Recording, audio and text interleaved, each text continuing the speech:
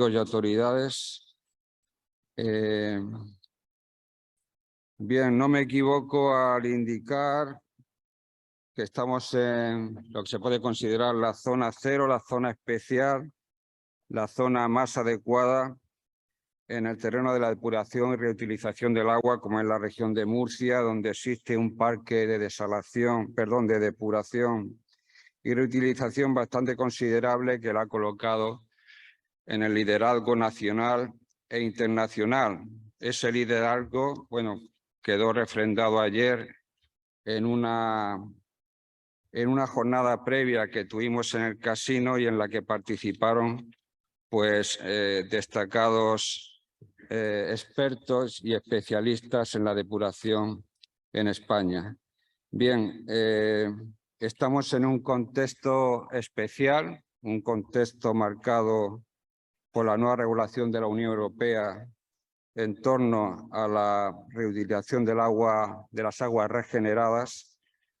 Vamos a ver al final, en el transcurso de estas jornadas, qué deberes pone la Unión Europea con ese reglamento, cómo se va a aplicar y sobre todo cómo se va a pagar y quiénes lo van a pagar. También dentro de ese contexto estamos en una situación en la que se acaban de aprobar los planes hidrológicos de Cuenca, donde la reutilización del agua forma parte de ese mix que el Ministerio quiere incentivar, quizás más en unas regiones que en otras, puesto que es conocido que en la región de Murcia la reutilización prácticamente ha llegado a su máxima capacidad en lo que atañe a la aplicación de esos caudales en la agricultura. Y también dentro de ese contexto, si ponemos la lupa más cerca, estamos en la cuenca vertiente del campo de Cartagena, donde esa MUS es donde está vertiendo, dedicando sus mayores esfuerzos a la depuración en todo lo relacionado con la recuperación del Mar Menor. Bien, en este marco vamos a dar inicio a las ponencias inaugurales de estas jornadas. La primera estará a cargo de Concepción Marcuello, a la que invito a subir. Sí.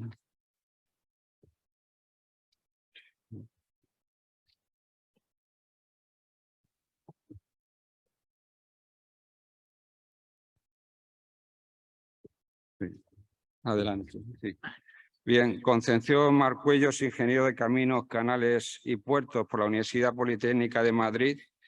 Y bueno, su cargo actual es, desde el año 2013, subdirectora adjunta de Planificación y Uso Sostenible del Agua de la Dirección General del Agua. Adelante. Sí.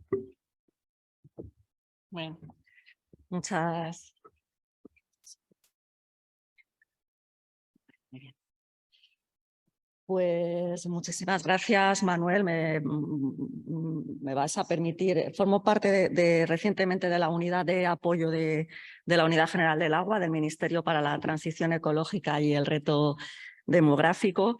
Y ante todo, pues agradecer a la Consejería del Gobierno de la región de Murcia y a ESAMUR y a EDIR la organización de estas jornadas y bueno, pues al habernos invitado al Ministerio a participar en ellas y en particular pues estoy encantada de estar aquí presentando un poco lo que probablemente ya casi todos conocéis, porque no se trata del futuro, sino que realmente es que es el presente y desgraciadamente nos está un poquito ya pillando los dedos, pero bueno.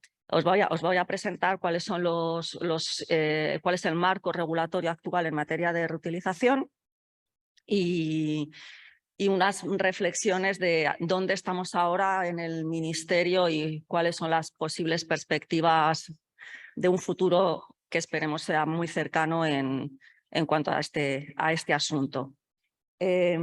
Así que empiezo a que le tengo que dar yo, eso es. Bueno, ¿cuál es el marco jurídico de la reutilización en España? Bueno, retrotrayéndonos al contexto europeo, porque el marco jurídico de la reutilización en España es de todos conocido, muy viejo, digamos, ¿no? Ya el nuevo texto refundido de la Ley de Aguas hereda el principio, el artículo famoso 109 de la ley anterior del 85, pero en el marco europeo, que es el que nos ocupa en esta charla, en la parte más inicial, bueno, pues la reutilización se contempla ya en el año 91 en la Directiva de Tratamientos de Aguas Residuales Urbanas, que como sabéis pues ahora se encuentra en un proceso de modificación, en el que su artículo 12 pues indica que las aguas residuales tratadas se reutilizarán cuando proceda. Y ahí se quedó. Posteriormente, la Directiva Marco del Agua, la Directiva 2060, considera la reutilización como una medida de carácter complementario en los términos de la directiva que permite pues, ganar en la eficiencia en el uso del agua. Se considera como una medida a introducir en el programa de medidas de los planes hidrológicos de Cuenca. Posteriormente, en el 2015, el primer plan de economía circular para la Unión Europea incluía ya una medida específica para regular sobre la reutilización del agua. ¿Con qué fin? Con el fin de promover una circularidad en el agua a través de una mayor circularidad en el uso del agua a través de la reutilización y dotar de una seguridad jurídica para aquellos usuarios que quisieran emplear la reutilización. Y finalmente, pues nace en el año 2020 el famoso reglamento, el 2020-741, que establece los criterios mínimos para la reutilización del agua, fundamentalmente para el uso agrario. Así que el contexto de la Unión Europea pues, ha sido siempre un contexto de seguridad hídrica, circularidad y protección al medio ambiente. En España, ¿qué tenemos ahora? Pues tenemos un marco normativo básico que actualmente está compuesto por este reglamento en lo que atañe a la reutilización para usos agrarios y además tenemos el reglamento vigente con anterioridad al 2020, que es el reglamento 1620 del año 2007, que regula los usos, como todos sabéis, los usos que no son agrarios, ¿no? Entonces ahora estamos en un periodo de convivencia de los dos reglamentos y esto genera pues ciertos desencajes, sobre todo de carácter administrativo, procedimental a la hora de cumplir con la normativa y también pues, a la hora de evaluar los riesgos en lo que estamos hace un tiempo y en lo que realmente tenemos que centrarnos ahora, ¿no? Como decía antes, el marco normativo nacional pues, es la antigua Ley de Aguas, que incluía la necesidad de establecer las condiciones para la reutilización del agua, y la actual, como dije anteriormente, hereda este principio. Además, la reutilización ya es una de las características fundamentales de nuestro ordenamiento jurídico y fue una de las cuestiones que se debatieron mucho durante los debates en el Consejo, ¿no? Nosotros, ¿qué entendíamos por reutilización? Y era muy llamativo porque no existía este mismo enfoque dentro del Consejo, en el sentido de que el agua regenerada en España es un agua cuyo derecho privativo a su uso se adquiere con un permiso, ¿no? No se trata de un señor que produce agua y la vende a alguien que quiera comprarla. Hablo jurídicamente y con permiso de los juristas, pero el enfoque del reglamento inicial que se presentó, la propuesta de la comisión, era un enfoque muy de producir agua para venderla, ¿no? Entonces, a nosotros este enfoque no nos cuadraba para nada porque dejaba una de las principales partes de la reutilización, que es el usuario, absolutamente desprotegido. Entonces, bueno, pues esto fue una de las cuestiones que se debatieron bastante intensamente y que ocuparon pues, bastantes sesiones que tuvieron que debatirse a lo largo de la propuesta. Entonces, ¿por qué digo esto? Porque en nuestro reglamento de planificación, el Real Decreto 907-2007, que ha sido modificado recientemente, bueno, hace un año largo, la reutilización forma parte de los balances hídricos y estos, tal y en los términos del reglamento y de la instrucción de planificación, son tomados como una fuente de agua que procede de lo que técnicamente llamamos los retornos de las depuradoras, ¿no? Entonces, esta reutilización sí que forma parte de esos balances y, por lo tanto, forma parte de la contabilidad para tenerlas en cuenta en las asignaciones a los distintos usos. Bien, es verdad que esto no se no se aplica estrictamente en todos los planes hidrológicos de cuenca, sí se aplica en los planes en los cuales la reutilización es más imperiosa, la necesidad de estos recursos es imperiosa y estos recursos forman parte de este sistema de asignaciones y reservas que tienen los planes. Nuestra idea en el Ministerio es que esto se haga extensivo a la totalidad de las cuencas, ¿no? Que realmente la reutilización forme parte de estos balances. Y además, como decía antes, en los términos de determinación de los requisitos y también establece, como todos sabéis, un marco jurídico, pues tenemos el reglamento 1620. Bueno, ¿qué dice el reglamento europeo? Pues algunos elementos que he llamado así como inspiradores, pues el objetivo y el ámbito de aplicación, que es contribuir a los objetivos de la directiva Marco del Agua, ¿no? Abordando la escasez de agua, menciona y hace alusión al artículo famoso 12 de la 91271, sobre el que apenas hubo reporte a lo largo de todos los ciclos apenas ha habido reporte oficial a lo largo de todos los ciclos de notificación del cumplimiento de esta directiva, ya que bueno, pues la notificación sobre el cumplimiento se ha centrado en otros aspectos mucho más relacionados con la depuración y menciona es particularmente el reglamento relativo a la higiene de los productos alimenticios, que es el reglamento 852 de 2004. El reglamento se redacta teniendo en cuenta la legislación en materia de seguridad alimentaria y también teniendo en cuenta las normas relativas a las normas ISO relativas a la reutilización, ¿no? Entonces admite una gestión del riesgo a lo largo de todo el sistema de reutilización y se incorpora el concepto de la norma ISO sobre las barreras como elementos de protección frente a los riesgos ambientales o sanitarios. Y tiene un enfoque muy variado en lo que se denomina un plan de gestión del riesgo. Es decir, en este nuevo enfoque de la reutilización, la evaluación del riesgo se hace patente, hay que escribirla y hay que plantearla como un plan, como un instrumento de planificación o como un plan que tiene que incorporarse al propio permiso.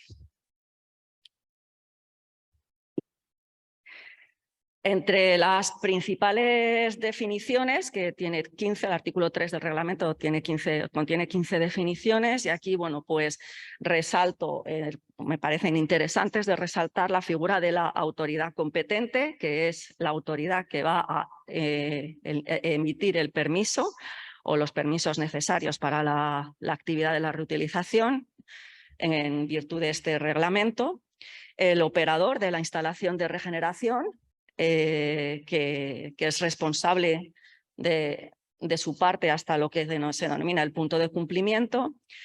Es importante resaltar la parte responsable en todo el sistema de reutilización, no solo la autoridad competente o el operador, sino aquellas partes que tienen una responsabilidad para asegurar que el agua regenerada va a ser utilizada con garantías de calidad. Y luego están todas las partes de las definiciones relativas a la gestión de riesgos, como son pues, los conceptos de peligro, riesgo, medida preventiva o barrera que veíamos anteriormente y que en una de las mesas de entre hoy o mañana pues, podremos ver. Es de destacar el sistema de reutilización del agua, que es el sistema que va desde la entrada de la depuradora, todos los elementos, las infraestructuras desde la entrada de la depuradora o depuradora y regeneradora, hasta el punto de uso. A lo largo de todo este sistema aplica el reglamento y, por lo tanto, hay que desarrollar un plan de gestión del riesgo. Recientemente, el año pasado, la Comisión, en virtud del propio reglamento, redactó unas directrices para apoyar la aplicación del reglamento. Estas directrices realmente ayudan mucho y les invito a consultarlas. Está ahí cómo lo pueden encontrar, la comunicación de la Comisión, la referencia a esta comunicación, porque realmente aclaran mucho sobre muchos aspectos que en el reglamento pues, podían quedar algo confusos. Esto es un esquema de lo que es el ámbito de aplicación, desde la entrada, como ven, del sistema, desde la entrada de la depuradora hasta el punto de uso, y el punto de cumplimiento es en aquel punto en el cual, según el reglamento, el agua producida se entrega o pasa al siguiente actor en la cadena, que puede ser un distribuidor de agua, un almacenador del agua o un usuario del agua. Entonces, todas estas figuras, si son responsables por su propia entidad, por su responsabilidad en esa función específica, si son responsables de esa función específica, tienen que pedir el permiso correspondiente y por lo tanto, cumplir con los requisitos del plan de gestión del riesgo. El plan de gestión del riesgo tiene una parte que tiene que mirar el riesgo sanitario y una parte que tiene que mirar el riesgo ambiental. En la parte de la calidad de aguas regeneradas que corresponde al operador, pues tiene que cumplir con los requisitos que aparecen de calidad, a los requisitos de calidad que aparecen en el anejo 1 del reglamento y cualquier otra condición establecida por el permiso que concede la autoridad competente en función de la gestión del riesgo que se haya realizado.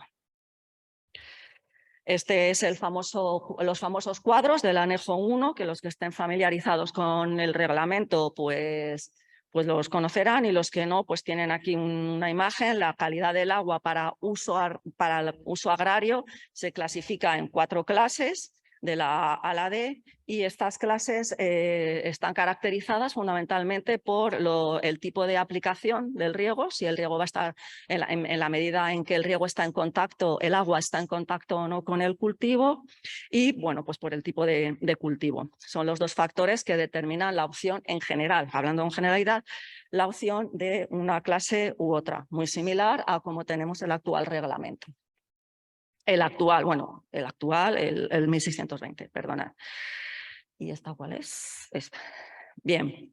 En cuanto a los requisitos de calidad, pues los tenéis ahí para cada una de las clases. Se tienen que medir de forma obligatoria la E. coli, la DBO5, la turbidez y los sólidos en suspensión. Y ahí tienen una indicación de cómo es similar, cómo van aumentando las unidades logarítmicas admitidas según las clases van siendo menos exigentes, y los criterios de cumplimiento en los distintos indicadores. No voy a entrar con detalle aquí, está en el reglamento y por lo menos creo que es importante tener en cuenta este cuadro.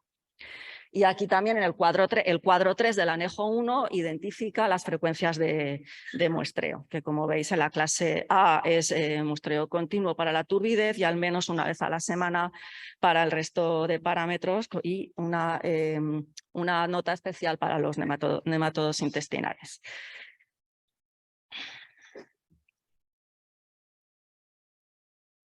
Bueno, aquí. Bien. Existe si vamos a aplicar por primera vez clase A, si vamos a hacer una depuradora, una regeneradora de agua que vaya a suministrar clase A por primera vez, hay un control que hay que pasar, que es el control de validación. Este control de validación aplica un determinado conjunto de depuradoras, son las que van a cumplir con clase A y quedan exentas pues las que estén con anterioridad a la aprobación del reglamento. Y también tendrán que ser validadas los equipos que hayan sufrido modificaciones, que hayan sido revisados y que vayan a tener que suministrar clase A. Esta clase es supongo que a lo largo de toda esta jornada se hablará mucho de esta clase A y de la exigencia de validación, que es una reducción logarítmica en distintos parámetros que son indicadores de protozoos, virus y bacterias. Y se añadió en el reglamento esta tercera nota de si en las aguas residuales pues no se registra un indicador biológico o sea, si la reducción no se puede demostrar esa reducción de concentración porque hay menos, pues el sistema queda validado. Estoy apagando en vez de pasando, mis disculpas. Bien, en cuanto al permiso, pues es algo que está regulado en el reglamento, se concede permiso a la producción del agua regeneradora y a todos aquellos elementos que son aquellas personas que son parte responsables del sistema de reutilización, incluido el usuario. Este permiso, por lo tanto, se concede pues eso, al productor, al posible almacenador, si lo hubiera, a la posible entidad que se dedica a transportar aguas también a lo largo de tuberías, o al usuario que simplemente, bueno, pues el agua se le entrega y tiene un sistema de gestión de sus aguas regeneradas hasta el punto de uso, ¿no? Entonces, bueno, pues las características del permiso pues son similares a lo que existe ahora. Tampoco es que estemos aquí hablando de nada muy nuevo. Hasta ahora, pues lo que tiene que tener un permiso para identificar claramente qué es lo que se está concediendo. Muy importante es que con el permiso tiene que acompañarse el plan de gestión del riesgo que corresponde a la parte del sistema de reutilización que le corresponde a ese permiso. Por supuesto, tiene que venir definida las clases y los usos que va a sufrir el agua. En cuanto a las condiciones de cumplimiento, bueno, pues la autoridad competente deberá comprobar el cumplimiento de que se cumple de este reglamento, y para esto, bueno, pues tendrá que utilizar controles in situ, distintas informaciones informaciones que procedan de otras autoridades pertinentes, en fin, es la autoridad competente la que tiene que encargarse de verificar que ese permiso está en orden. Actualmente, la autoridad competente, ¿cómo verifica que los permisos están en orden? Generalmente por el informe de sanidad, ¿no? El informe que emite la autoridad sanitaria y que, bueno, pues que expide a petición de la autoridad competente y que asegura que en riesgo sanitario, pues el sistema de reutilización, de acuerdo con el 1620, está conforme. En este caso, el permiso abarca todo el sistema de reutilización desde la entrada a la depuradora hasta el punto de uso, y habrá que estudiar, ¿no?, qué verificaciones, qué tipo de control de cumplimiento hay que hacer para asegurar que se cumple con el plan de gestión del riesgo y las condicionantes del permiso. En cuanto a la gestión del riesgo, pues lo que hay que hacer es establecer todos los requisitos de calidad a lo largo del sistema de reutilización y por cada una de las partes responsables que nos aseguren que no hay ni riesgo sanitario ni riesgo medioambiental en el uso de las aguas regeneradas. Y en esto el anejo 2 del reglamento indica unos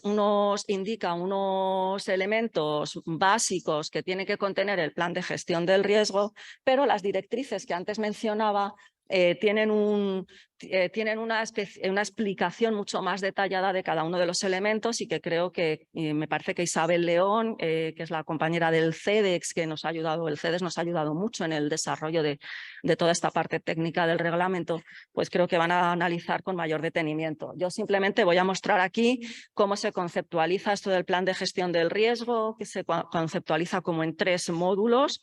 Un módulo 1 de identificación de las partes y de las partes responsables, que están identificadas por elementos. Hay un total, si no me equivoco, de 11 elementos y, bueno, pues divididos en estos 3 módulos, ¿no?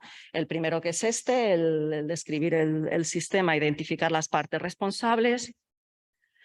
El segundo, que hace referencia a lo que es la parte de la evaluación del riesgo, el ver dónde existen peligros que se exponen a un elemento más o menos vulnerable, e identificar el riesgo. Una gestión del riesgo clásica. Identificar dónde están, qué parámetros son los necesarios de definir para minimizar los riesgos y qué medidas preventivas se adoptan para minimizar esos riesgos. Todo eso es el módulo 2, que se distribuye en torno a unas KRM, son Key Risk Measures, medidas de riesgo claves dentro de la gestión del riesgo, ¿no? Entonces tenemos pues la identificación de los agentes peligrosos, las rutas y objetivos de exposición, la evaluación de los riesgos, los requisitos adicionales y las medidas preventivas. Hay que destacar aquí que no nos asustemos tampoco mucho por esto, porque las propias directrices, y así también siguiendo lo que se indica en el reglamento, indica que la plena conformidad de las aguas regeneradas con cualquier legislación aplicable al sistema de reutilización que regule contaminantes microbiológicos y químicos junto con requisitos para el riego agrícola está establecido. O sea, cualquier requisito legal ya establecido es una garantía de que se cumple con la evaluación del riesgo. Entonces, solamente habrá que mirar si del resultado de esa evaluación, si por la experiencia, por las mediciones, por los controles realizados, se detectan algunos riesgos adicionales sobre los cuales hay que regular. Una gestión del riesgo clásica que aquí se hace como muy explícita y que hay que escribir e identificar la metodología. Pero bueno, tampoco nos agobiemos mucho con el tema, porque si hay legislación, el riesgo está cubierto y solamente hay que ver aquellos parámetros adicionales sobre los cuales habría que evaluar, que no es poco, pero en fin, tampoco es que vayamos aquí a reinventar la rueda en cada sistema de reutilización. Y finalmente, bueno, existe el módulo de cómo se evalúan los riesgos. Aquí en el anejo 3 existe la evaluación de los riesgos para la salud, que se prima la evaluación de carácter cualitativo en virtud fundamentalmente de las clásicas matrices, estas de gravedad por probabilidad de riesgos, con unas clasificaciones que las propias directrices son muy orientativas en cómo definir estas matrices. Y luego para el riesgo medioambiental, igualmente las propias directrices establecen unas definiciones de cuáles son los tipos de riesgos y también las propias directrices tienen unas tablas muy detalladas de cuáles son los parámetros actualmente aplicables en las distintas legislaciones ambientales. Y finalmente el módulo 3, que es el módulo destinado al control, con pues la inspección y el control, con un sistema de control de calidad, un sistema de control ambiental, gestión de emergencias y, muy importante, una coordinación, ¿no? Entonces, las medidas 8 y 9 son básicas en el sentido de que hay que identificar procedimientos y protocolos del control de calidad del sistema, tanto sanitarios como ambientales, y asegurar que hay una comunicación entre todas las partes implicadas. Bueno, una vez expuesto esto, que puede parecer un poco farragoso, pero yo me gustaría aludir y apelar siempre a la simplicidad y al tener muy claro de dónde partimos. Bueno, pues una vez dicho esto, y ya voy terminando, ¿en dónde estamos ahora? Bueno, pues ahora estamos en tratar de conciliar el marco jurídico que había hasta ahora del 1620 con este nuevo marco que nos viene con el reglamento. En el marco jurídico del 1620, si recuerdan, toda la carga de la regeneración caía sobre el usuario. Y todos somos conscientes de que esto ha dado lugar a un conjunto de situaciones que no han hecho que esta aplicación haya sido exitosa, y no solo eso, sino que ha desincentivado en muchos casos la regeneración. Y todos ustedes saben cómo, bueno, pues cada comunidad ha salido del paso, por llamarlo de alguna manera, o ha aplicado los términos del 1620 y las leyes de planificación y de gestión de dominio público hidráulico de la manera que, bueno, pues haya podido ser posible esta regeneración. Ahora, ¿en dónde estamos? En que vamos a tener que definir una autoridad competente que... bueno, me he saltado los hitos, perdón, ahora los vuelvo a pasar. ¿Dónde estamos? Una autoridad competente, que es el organismo de cuenca. Será el organismo de cuenca, la administración hidráulica.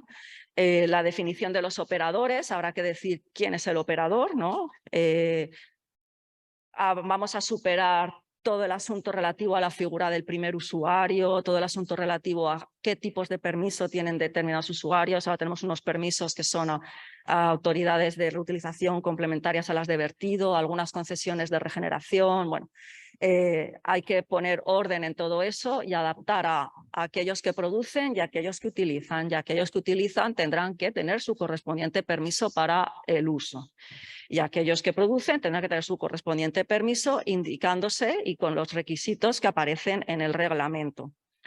Además, está el tema de cómo se controla el cumplimiento, qué tipo de emisión de informes son necesarios para que la autoridad de Cuenca pueda asegurar el cumplimiento. Hasta ahora el informe preceptivo es el de sanidad y si recordamos este informe preceptivo de sanidad tiene, para emitirlo es necesario aportar un conjunto de datos que, son, que incluyen los controles necesarios y las medidas preventivas requeridas en el sistema de reutilización para minimizar los riesgos. Es decir, no partimos de cero con la legislación actual. Es verdad que ahora se requieren mirar muchos más elementos, pero las medidas preventivas era algo que había que cumplir para obtener ese informe de sanidad.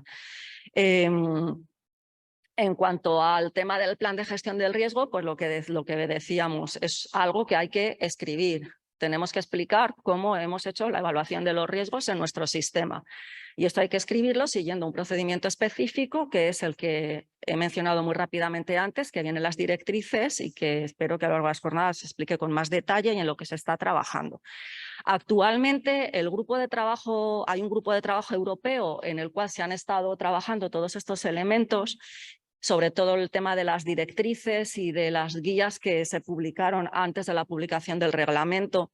Y ahora mismo en lo que se está trabajando es en unas especificaciones técnicas, en virtud también de lo que indica el reglamento, unas especificaciones técnicas para la gestión del riesgo. Esas especificaciones técnicas es ya desmenuzar en modo especificación técnica, vamos a decir que pueden tratarse así, desmenuzar cada elemento del riesgo en unas características muy concretas que es casi como una checklist, cómo hay que tenerlo en cuenta. Y entonces esperamos que no va a dar tiempo, bueno, los hitos no nos da tiempo para junio, pero esperamos que en breve podamos tener unas orientaciones sobre cómo aplicar exactamente esto. Y actualmente lo que se está mirando ahora es nueva legislación para dar soporte jurídico a esta situación que hay ahora mismo, de una situación de reglamento jurídica en la que hay que emitir unos permisos para el productor y para el usuario, y una situación del 1600, en el caso de riego agrícola, y una situación del 1620 que aplica a los usos del agua que no son agrícolas. De momento lo que tratamos en el Ministerio es, vamos a poner un marco jurídico tipo el nuevo reglamento europeo, el permiso para usuario y permiso para otras partes responsables. Veamos a ver qué pasa para los otros usos en cuanto al plan de gestión del riesgo. De momento lo tenemos que cumplir para el riego agrícola, y estamos tratando también de incentivar este uso de las aguas regeneradas, quitándole la carga fundamental al usuario y en virtud de aplicar el principio de quien contamina paga, ¿no? El agua depurada es un agua que es depurada porque ha sido previamente utilizada por un uso, que es el urbano. Bueno, pues en virtud de la aplicación de este principio de quien contamina paga, vamos a tratar de ver cómo se pueden equilibrar esos costes para producir un incentivo en la regeneración. Además de tratar de ver cómo se pueden aplicar ayudas para poder incentivar y para poder tener en marcha, pues, sobre todo aquellos sistemas de reutilización que es necesario tenerlos en determinadas zonas, y también para incentivar esa reutilización, ¿por qué no?, en otras zonas, en virtud de la economía, del fomento de la economía circular, en otras zonas que ahora mismo yo les comento a mis compañeros de las confederaciones y se me quedan mirando como esto de la reutilización me pilla un poco lejos, ¿no? Entonces, bueno, vamos a ver cómo tratamos de, como decía yo, incentivar la incorporación de estos recursos en el balance, en el mix, y estos incentivos económicos que de verdad haga que la reutilización que sea posible. Los hitos que decía antes, pues es que estamos ya en junio, entra en vigor el reglamento. Entonces se está trabajando en las confederaciones para ver, en coordinación con la Dirección General del Agua, para ver cómo se pueden ir adaptando estos permisos mientras vamos siendo capaces de escribir la normativa. Pero bueno, el reglamento está en vigor y en las confederaciones ya hay un trabajo que se está haciendo para ver cómo esto se puede ir aplicando. No es fácil, es una carga para ellos, es una tarea que es nueva, es complicada, y bueno, pues vamos a tener que ver cómo poco a poco vamos pudiendo mostrar cumplimiento. Y en 2026 hay que informar sobre los cumplimientos y y los posibles incumplimientos, ¿no? Y esto también en el grupo de trabajo que nos hemos reunido ayer y antes de ayer, fue la última reunión del grupo de trabajo europeo, ya hemos empezado a trabajar sobre este esquema de la notificación del informe. Y bueno, no sé si tengo algunos minutillos más, yo creo que no, pero... Sí, gracias.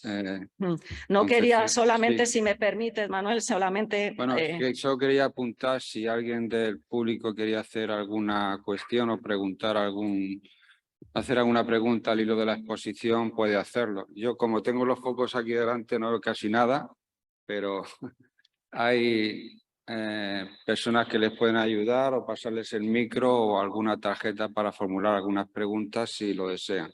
Yo sí voy a hacer una pregunta ahora cuando acabes. Sí, querías comentar algo más, perdón. ¿Perdón? ¿Querías comentar algo más? No, Ah. no, está bien. No, bueno, al hilo de lo que has expuesto, lógicamente ahora hay que hacer una nueva legislación, entre comillas, hay que trasladar este reglamento al terreno.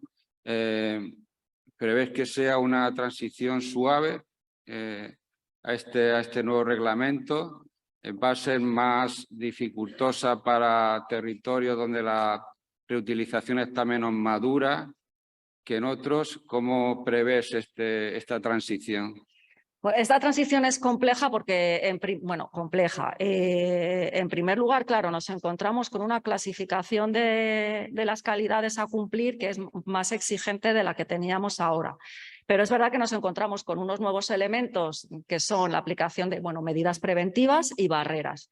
Entonces, con una combinación de ver cuáles son, qué agua está ahora mismo produciendo cada planta y qué medidas preventivas hay o es necesario aplicar en el corto plazo para disminuir los riesgos, hay que mirar si esa combinación de cosas nos permite el cumplimiento. Yo creo que en una gran parte de los sistemas sí que se puede llegar, pero es verdad que nuestros compañeros de las comisarías, de las confederaciones, están haciendo ese trabajo fino de ver esta transición que dices, ¿no? La dureza de la transición consiste en ver en aquellos sistemas de reutilización donde pues, no encaja lo que se tiene plantado o la zona de uso con lo que se está ahora mismo depurando y hay que hacer un ajuste en el sistema de reutilización para poder cumplir. Eso para mí yo creo que es lo más perentorio ahora mismo. Y después yo creo que todo el tema de poner sobre la mesa el plan de gestión del riesgo es un tema yo creo que ya se conocemos mucho. Tenemos que saber qué aspecto tiene y cómo aplicarlo realmente, pero yo creo que con las guías y con las especificaciones técnicas hay una primera versión ya publicada en el sitio de la comisión donde se publican los documentos. Con esas guías y especificaciones hay bastante luz de cómo hacer esto, ¿no?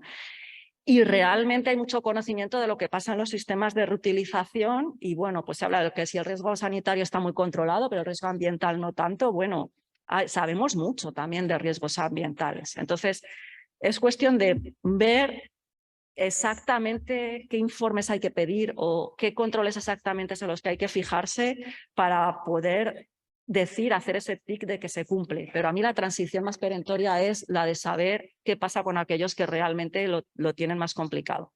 Perdón, todo esto tiene parte de su origen en la crisis del pepino, no sé, corrígeme, en la crisis del pepino 2011, cuando en aquel episodio que se produjo en Alemania, que hubo 53 fallecidos a causa del consumo de los pepinos, que al final resultó que no eran españoles ni eran de Almería, sino que el foco estaba en una explotación de la Baja Sajonia. Pero eso encendió las alarmas. ¿Eso está motivado por ese episodio que ha sido el desencadenante y en qué medida eso se podría evitar o con esta nueva regulación ya eso sería casi imposible para los países miembros que lo adopten, claro, porque luego hay una producción que llega de terceros países, ¿no? Esta nueva reglamentación ni es ni deja de ser determinante en evitar esta crisis porque fue una crisis de control alimentario más allá de la zona de uso. Entonces este reglamento ni hubiera aplicado ni aplicaría en este caso, ¿no? Son los avisos correspondientes a las alertas alimentarias las que dan lugar a este tipo de avisos y, por tanto, de crisis. Y bueno, quedó ampliamente demostrado que no sin su coste puntual en ese momento, que no había sido una cuestión de la seguridad del agua con la que se regaba. En cualquier caso, sí que es verdad, y aquí no lo he dicho, pero el famoso es muy llamativo, que había muchas reticencias cuando se empezó a hablar de la reutilización en muchos países de la Unión Europea. Tal fue así que hay un artículo 2, que aquí no se ha mencionado, un artículo 2 que increíblemente solicita a los países que aquellos que no consideren que la reutilización sea necesaria en sus cuencas hidrográficas tienen que explicar por qué y tienen que notificarlo así a la Comisión y a sus ciudadanos. Entonces, bueno, es un tema muy paradójico, muy llamativo. Y bueno, ahora también tienen que retratarse, ¿no? Aquellos que deciden, que dan la espalda a los criterios de circularidad, ¿no? del acervo europeo. Pero sí que había algunos países especialmente sensibles a la posible falta de seguridad de las aguas regeneradas, que muchas veces dices, pero si es que estás comprándonos los productos, te enteras de poco, pero bueno, se dieron esas situaciones. Bien, gracias. No sé si hay alguna pregunta. Bien, pues muchísimas gracias a Concepción Marcuello por su... Sí, perdón. Hola, Sí. buenos días. Soy José Francisco Río, de la Junta de Andalucía, funcionario. Quería hacer, no sé si no me entero bien, pero la evaluación de riesgos cuando se utiliza agua reciclada, ¿es solo para tema agrícola? Si se utiliza, por ejemplo, para campos de golf o para jardines urbanos, ¿no es necesario hacer una evaluación de riesgo? De acuerdo con el reglamento, no. Porque las clases, a ver, lo que te dice es que son las clases de los cuadros del anexo 1 es para riego agrario. También te dice el anexo 1, si quieres desarrollar tus cuadros para otros usos, hágalo usted. Pero no, ahora mismo como ya lo tenemos hecho, que es el 1620, lo que no sea riego agrario aplica en las calidades el 1620, sin plan de gestión del riesgo. De momento.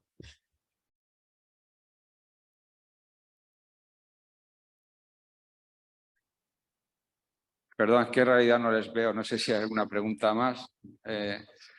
Sí, hola Conchita, buenos días. Gracias.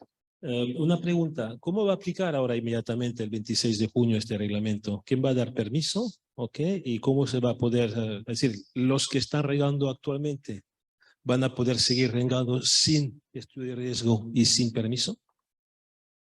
Pues la teoría es que no. Tenemos que trabajar rápidamente para adaptar esos permisos y esas concesiones a los criterios del reglamento. Y en eso estamos trabajando. Tenemos que sacar un texto normativo que nos indique en qué condiciones los sistemas actuales, a la vista del gobierno, considera que estarían cumpliendo. Va a ser progresivo. Evidentemente no vamos a tener unos planes de gestión del riesgo, si me permite la expresión, niquelaos, y creo que tenemos mucho margen para mejorar todo el proceso, pero yo creo que hay que empezar y, como decía antes, no empezamos desde cero, empezamos sobre una base. ¿Quién no sabe evaluar los riesgos de su sistema?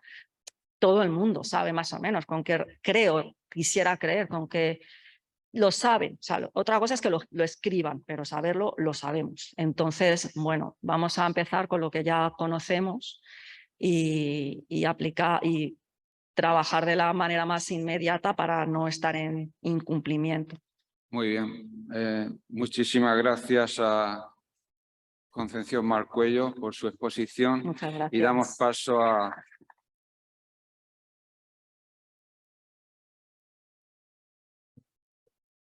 Bueno, invito a subir al escenario a Alejandro Esturniolo, que va a hablar sobre la situación de la reutilización del agua en América Latina, las perspectivas presentes y futuras. Actualmente es vicepresidente de la Asociación Internacional de Desalinización y también desempeñó funciones como director de la Asociación Latinoamérica de Desalación y Reutilización. Bienvenido, adelante. Buenos días. Muchas gracias por la invitación. Felicitaciones, hermosa la ciudad, la primera vez que vengo. Al igual que el resto de España, los invito a que conozcan el resto del mundo. España es un lugar privilegiado, es un hermoso lugar. Bueno, hoy vamos a hablar, nos vamos a enfocar en reuso, pero vamos a intentar pasar por diferentes lugares y relacionar el reuso con diferentes lugares. No voy a hablar de cambio climático, lo voy a resumir en 2 palabras. Mucha agua, poca agua. En cuanto a América Latina, generalmente se habla de que en América Latina hay mucha agua. Sí, hay mucha agua, lo vamos a ver, el umbral hídrico es uno de los más altos del planeta, pero el continente es inmenso y no está en todos los lugares donde necesitamos tener el agua. Esta es la realidad de América Latina hoy. El rojo no es bueno, vieron que en las películas no hay que apretar el botón rojo. Como les comentaba, al igual como hablaba Domingo Sarso, como hablaba Antonio, el tema de comunicación es muy importante. Uno de los mayores exportadores de materia agrícola ganadera es América Latina, está exportando agua y hoy no tiene agua, está sufriendo una de las sequías más fuertes en su historia. El año pasado dijimos lo mismo y hace 3 años lo mismo y cada vez es más fuerte. Algo hay que hacer. ¿Qué pasa? Hay un índice que generalmente en el mundo del agua no contamos, que es voto versus desalinización o reuso. Esta provincia que están viendo en este gráfico tiene la mitad de la superficie de España. España tiene 47 millones de habitantes, esta provincia apenas alcanza los 300.000 habitantes. Se imaginan que pensar en inversión de desalinización y reuso en una provincia de esta magnitud es difícil, porque al final del día son votos. Pero tampoco podemos olvidarnos de esas personas. Y encima donde hay una actividad importante, la tierra es buena, podría ser una región agrícola mismo que es en el sur de Argentina, pero por otro lado, hemos pensado desde la época, desde los romanos transportaban agua, que transportar agua es la única solución. Bueno, esa distancia que están viendo son aproximadamente 380 kilómetros y traer agua no es la mejor opción. Tampoco le podemos decir a la gente que mude sus casas para la otra costa. Es una costa súper rica en pesca y minería, como les comentaba. En cuanto, generalmente hablamos de costo, hay muchos medios que están en contra de la desalinización, del reuso. Yo creo que es como matar al cartero cuando nos trae la deuda de Hacienda. La desalinización y el reuso son una opción. Es la opción a veces la más adecuada que tenemos, porque el agua que hay en el planeta es constante y tenemos que aprovechar a reutilizar esa agua. En cuanto a costos, esta sería una pirámide de costos. El reuso de lixiviados, hasta un lixiviado de residuos urbanos se puede reutilizar. En cuanto a costos, es una opción mucho más competitiva que la desalinización de agua de mar. Aprovecho, más que también hay medios acá, que no quiere decir que la desalinización, como es menos competitiva que el reuso, es cara. Si lo relativizamos, cuando hablamos de la energía, algunos medios tremendizan la energía que utilizamos en la desalinización. Supongamos 3 kilowatts por metro cúbico. La otra vez en otro congreso de EDIR compartimos y preguntamos a la audiencia, y les voy a preguntar a los que están presentes, por favor, los que estuvieron en Málaga, si tienen idea de la energía que consumimos en cada botella de agua mineral o agua embotellada, sin contar la distribución. Hablábamos de 3 kilowatts por metro cúbico, y he leído de todo, hasta en uno de los diarios que cubríamos, después vamos a hablar del concentrado con las sales, la superficie de España. Cuando devolvemos las mismas sales, no originamos ninguna sal nueva, devolvemos las mismas sales originales que tenía el mar. Pero no me quiero escapar hablando de energía. Estábamos hablando de que la desalinización es el tope de energía que podemos utilizar para purificar un agua, en este caso el agua de mar, 3 kilowatts por metro cúbico. Si tenían idea cuánto gastaba la industria de agua embotellada para un litro de agua, para un metro cúbico de agua. 35 kilowatts, y no lo vi en ningún diario. Entonces, la desalinización es competitiva, debemos trabajar en que sea más competitiva, al igual que el reuso. Volviendo a América Latina, dos cosas súper importantes cuando hablábamos de la promoción y la comunicación. España y América Latina están muy bien conectadas y tienen mucho para seguir desarrollando. España es un ejemplo para América Latina, no lo ha sido en cuestión de planificar el futuro. Hoy la sequía no cuenta con reuso en América Latina y muchas de las compañías exportadoras han bajado su facturación y exportación por no contar con ese recurso. O sea que necesitamos más mostrar a España como un ejemplo, no solo porque es un mercado donde la testosterona abunda, que es más grande, que es más chico, sino por un ejemplo para el resto del mundo. El Objetivo de Desarrollo Sustentable 17 habla de lo importante que son las sociedades. El tema partnership a nivel mundial, España tiene el compromiso, al tener el resultado que tiene, con el reuso de compartirlo con el resto del mundo. Y como decía Domingo, a veces nos quedamos cortos en comentar qué es lo que está haciendo España. Esto es una foto típica de mi país, donde nací, Argentina. Hoy el reuso en Argentina es solo dosificación, en agricultura dosificación de productos químicos en efluentes tratados y a veces no tratados. Como decía Conchita, hay mucho que tenemos que seguir estudiando, no podemos cambiar las cosas de un día para el otro. Una persona en la audiencia preguntó qué va a cambiar el 26 de junio. No puede cambiar drásticamente nada porque ya vimos qué nos pasan con los cambios drásticos. Pero sí tenemos que tener en cuenta y planificar el futuro 2028, 2035, 2050. Tenemos problemas con el reuso que tenemos que poner arriba de la mesa. Son los contaminantes emergentes. Tenemos que tener en nuestra brújula para el futuro, en el reuso de efluentes, qué pasa con los contaminantes emergentes. Hablamos de un efluente tratado, volviendo a la desalinización, hacemos muchísimo problema por un concentrado de la desalinización cuando devolvemos 50% menos de agua con los minerales originales, donde está demostrado científicamente que no es un impacto ambiental importante, y no miramos qué pasa con nuestros efluentes, porque esté en una norma que pusimos hace 50 años y la mejoramos con algunas pinceladas hace muy poquito, tenemos un activo, el tema de los contaminantes emergentes. La industria farmacéutica el año pasado facturó 1.6 billones de dólares que pasaron por nuestros organismos y terminaron en los ríos y en los mares. ¿Le vamos a hacer pagar a la industria farmacéutica ese costo? Lo terminamos pagando nosotros. Lo mismo que la pelea entre la agricultura y la desalinización. La desalinización es un medio, o el reuso es una oportunidad que tiene la agricultura. Sin ninguna duda, este es el camino, sin ninguna duda. El ciclo del agua le hemos pedido demasiado. Hace no mucho tiempo hubiésemos deseado tener esto y ya lo vamos a ver en este slide. La Tierra tiene 4.500 millones de años. Hace 200.000 años que estamos aquí y 220 a 250 años de la revolución industrial. Son muchísimos ceros. Si lo llevamos a un año calendario, hace 20 segundos que estamos en el planeta.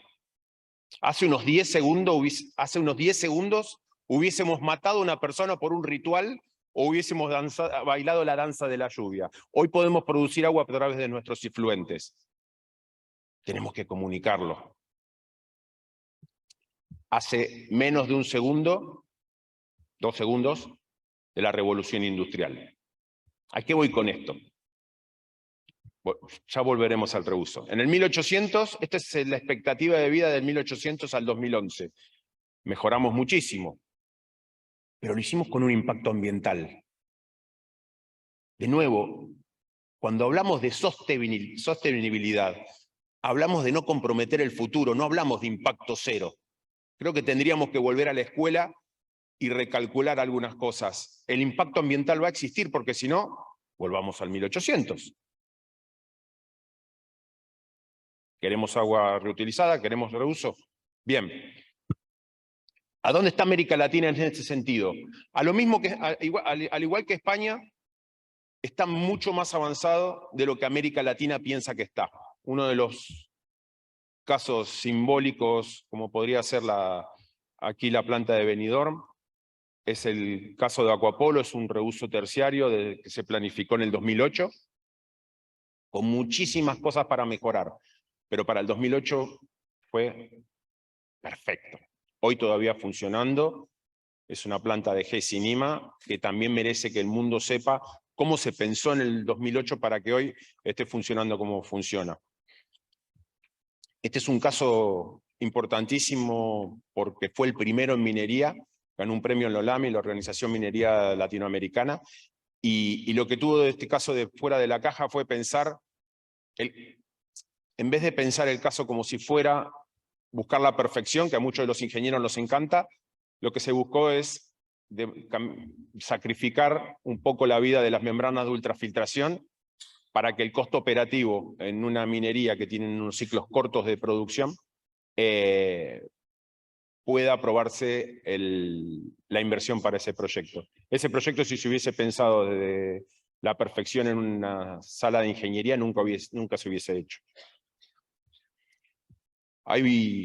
Hay proyectos como el de Geneva Plus. Geneva Plus es una planta de techín, es un reuso de agua de enfriamiento. El reuso, para quien tuvo oportunidad de trabajar en agua de enfriamiento, es muy complicado. La cantidad de químicos que llevas está a años luz de un reuso urbano.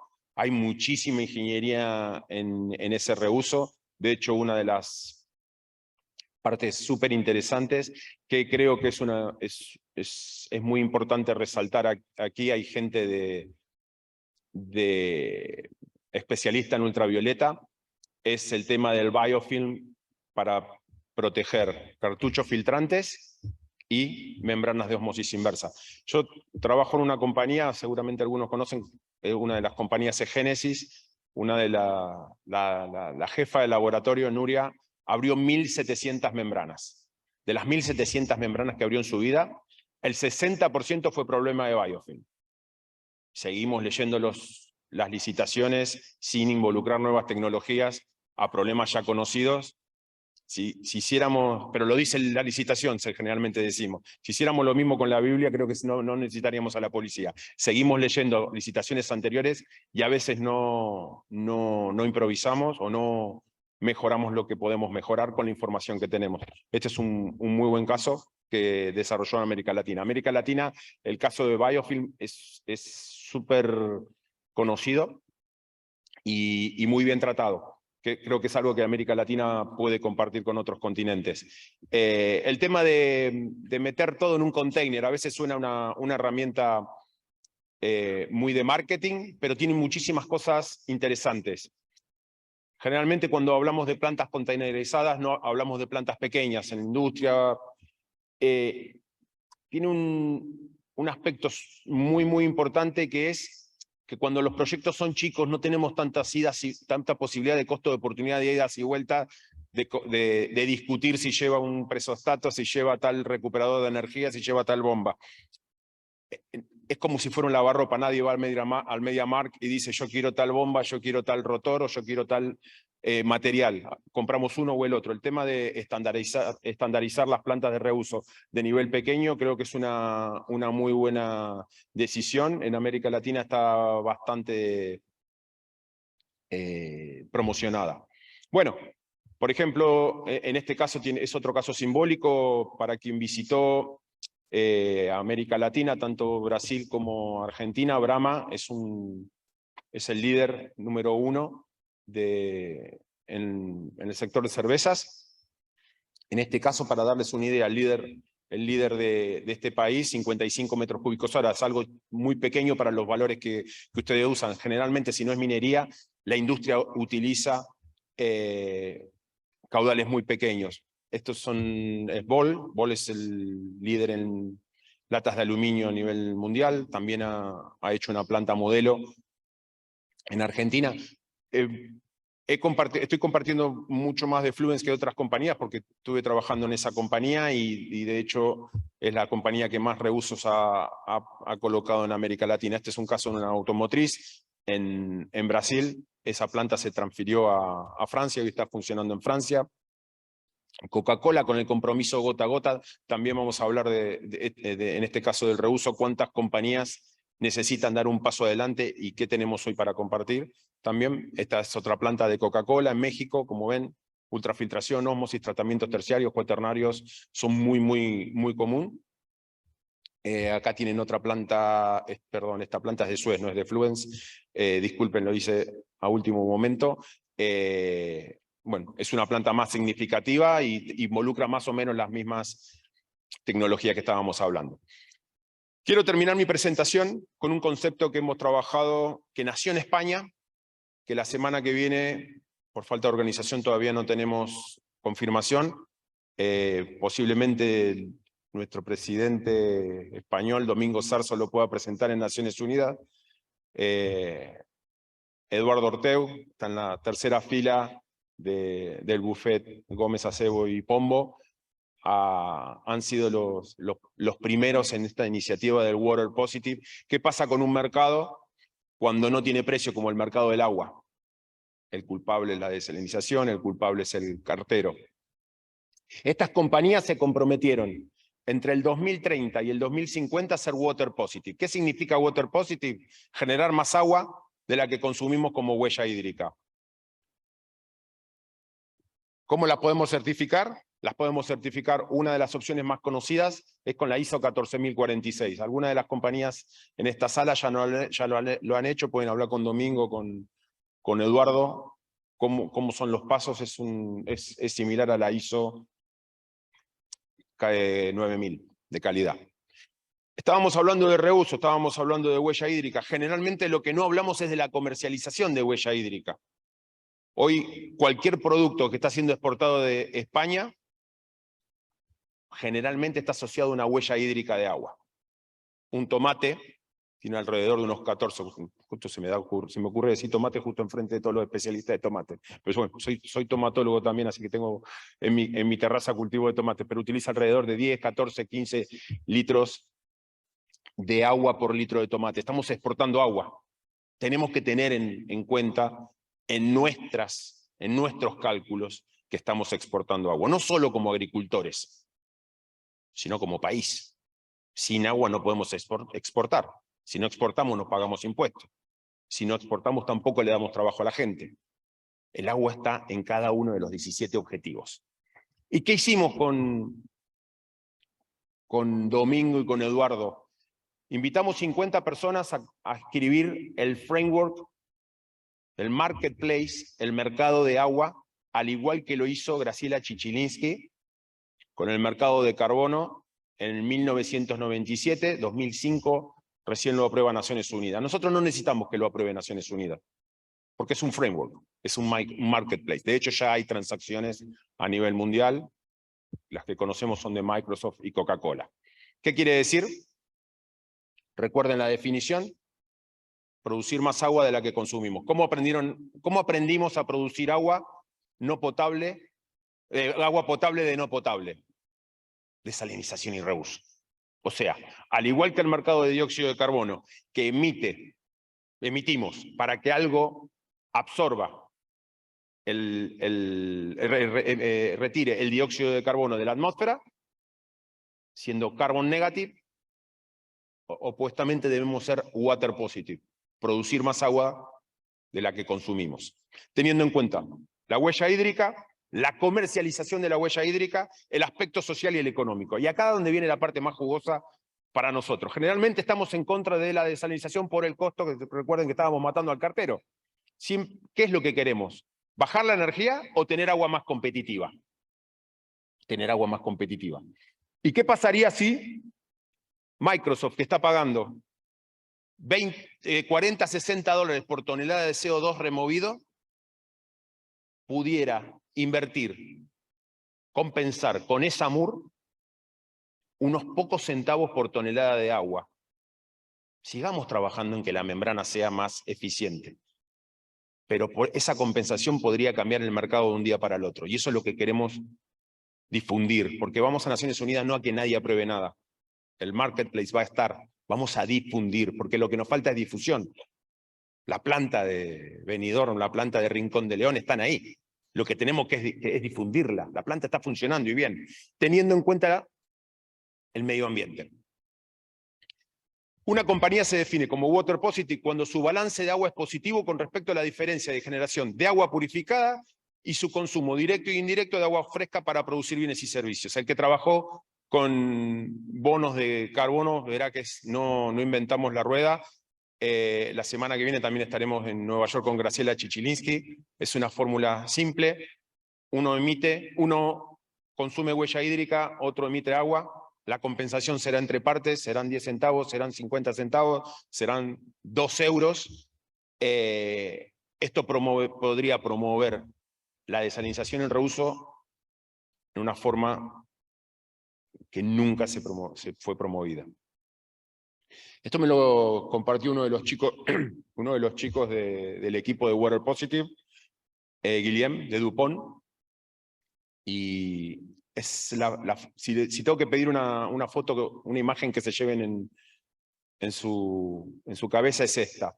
Venimos combatiendo con la termodinámica, pero a través de este tipo de soluciones fuera de la caja, podríamos vencer la termodinámica en el costo del agua. Queremos un agua más competitiva. También que sigan nuestros ingenieros trabajando en bajar el costo de producción, pero lo que necesitamos es un agua más competitiva. Eso es lo que necesita el mundo. Si podemos hacer que cualquiera de nuestras aguas sea más competitiva, hicimos algo mejor que ayer. Sí, perdona Alejandro, me has dicho que te ayudara a Sí, 21 estimar segundos. el tiempo. 21 minutos. Gracias. Adelante, sí. Sí, ya estoy terminando. El mercado funciona como le expliqué. Aquí tienen el resumen. Yo después les voy a pasar una versión más actualizada con más plantas que me la pasaron al último momento en América Latina. América Latina, tanto como España, cuenta con las tecnologías. España, en la ida somos 42 directores. No es porque Domingo esté acá, no es porque Domingo sea mi amigo. Tienen un lujo de presidente, un lujo de asociación. AEDIR es una de las asociaciones, por no decir la asociación que mejor conecta los puntos. No es quién sabe más, quién sabe menos. España ha sabido conectar los puntos. Ha sabido conectar sequía con tecnología, con aplicación y gerenciar problemas. Sabemos que no lo estamos haciendo perfecto. Lo que tenemos que hacer lo que tenemos que planificar perfecto es el último objetivo.